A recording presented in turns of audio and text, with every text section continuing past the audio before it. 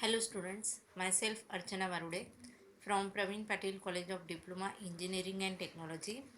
In last video, we started our chapter number 3 transistors, and in that video we completed what is by PNP transistor and how it works, and in this video you will be able to understand how the NPN transistor is constructed and how it works.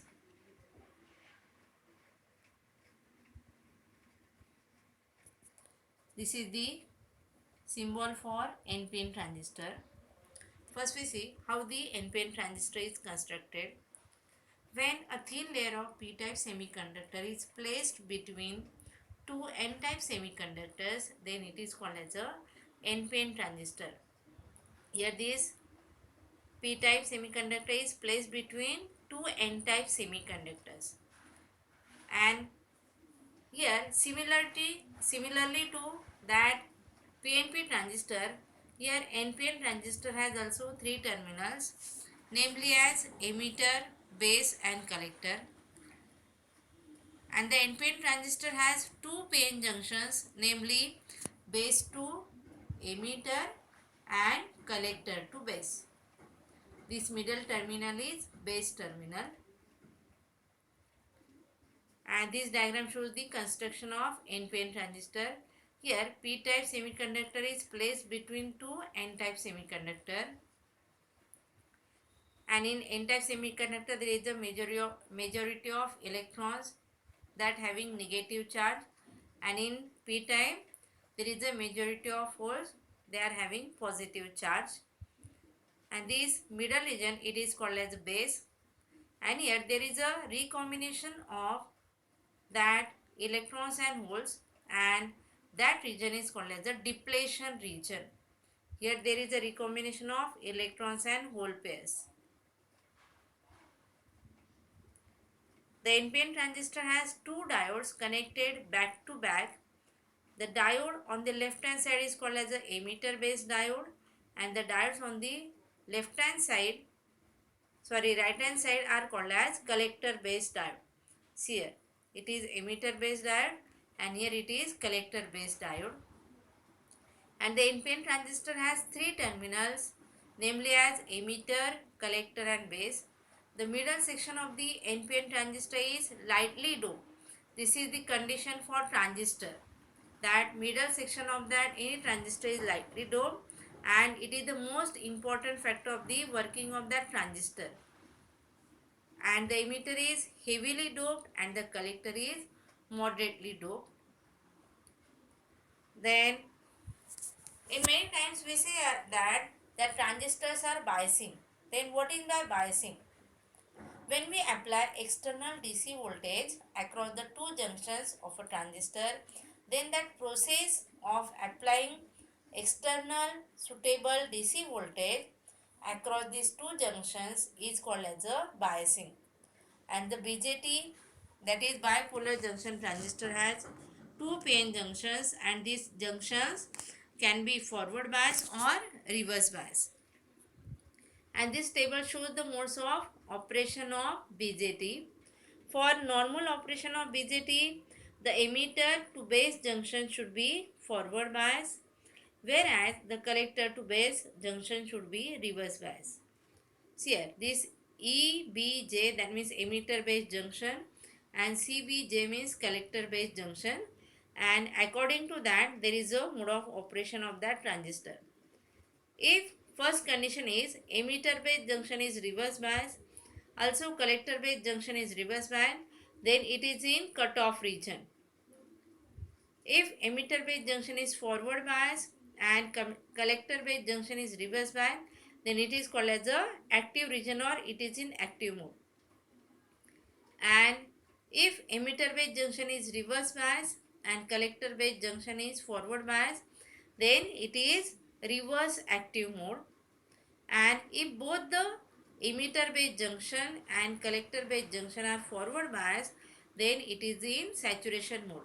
And therefore for normal operation of BJT, the emitter base junction should be forward bias and collector base junction should be reverse bias. And this diagram shows the working principle of this NPN transistor. Here P-type diode is placed between two N-type diodes. Here there is a majority of electrons and minority of holes. The base emitter junction is connected in the forward condition by supply voltage VB. This is voltage supply VBE. And the collector base junction is connected in reverse bias condition by supply voltage VCB. And in forward bias condition, the negative terminal of supply voltage is connected to the N-type semiconductor, and similarly in reverse bias condition, the positive terminal of the supply is connected to the N-type semiconductor, that is collector. See here, this negative terminal of VB source is connected to N-type, and here positive terminal of that power supply is connected to the N-type, and here positive terminal of this connected to P-type. This is the construction. In N-type emitter, the majority charge carries is electrons, and therefore electrons start flowing from the N-type emitter to a P-type base, and because of electrons the current will start flowing in the emitter base junction, and this current is flowing is known as a emitter current and denoted by IE. And these electrons move further to the base. The base is a P-type semiconductor, therefore it has holes, but this base region is very thin, that is lightly doped, and so it has few holes to recombine with the electrons, and hence most of the electrons will pass the base region and few of them will recombine with the holes. From this diagram we clear that here there is a recombination of electrons and hole pairs. And because of the recombination of the electrons and holes, the current will flow through the circuit, and this current is known as the base current denoted by IB.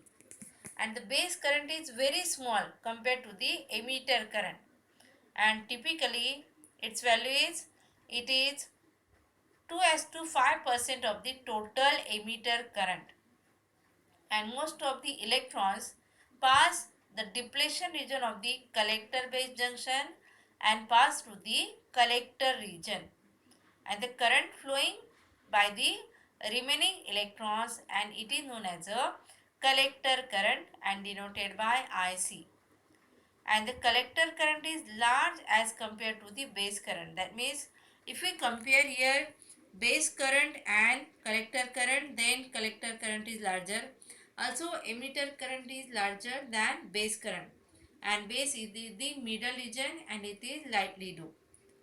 And if we apply the Kirchhoff's current law, then the emitter current is the addition of the base current and the collector current, and therefore we write IE, that is emitter current, is equals to IB, that is base current plus collector current. And from this equation we find the value of any current. Suppose here in equation that value of IB and IC is given, then from that we find the value of IE, that is emitter current. That is the working of NPN transistor. That's all. Thank you.